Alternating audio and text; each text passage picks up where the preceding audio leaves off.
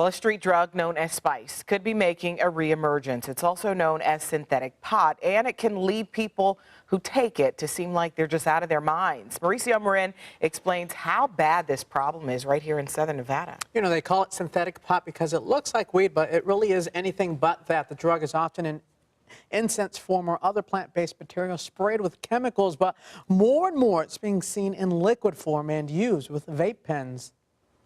It's still out there, and it's just a preference. Like with most drugs, some people will prefer, you know, drug X, and some will prefer drug Y, and it's one of those that is kind of a psychedelic. So, yeah, you'll get some people that still prefer that.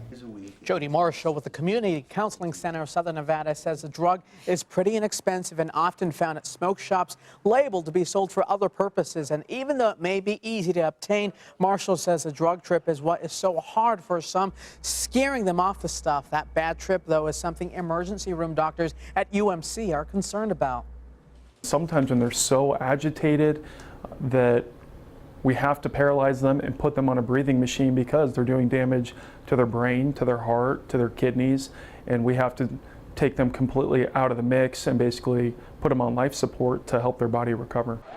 It's not unusual for Dr. Obert to treat someone every shift high on the drug in the emergency room. Now, just like marijuana and other drugs, some companies have now started testing employment candidates for many variations of the synthetic marijuana. So it's just a very disturbing thing on the streets right now. It sounds like it, Mauricio. What's the challenge in just trying to keep this drug off the streets? You know, authorities face different challenges to try to keep this off the streets. One of them is that it's sold for other purposes at many local shops like incense. And another big problem is that once one of the type of drugs gets banned, another modified strain is created. So it can be really challenging to try to stay ahead of it all. All right, very helpful. Mauricio, thank you.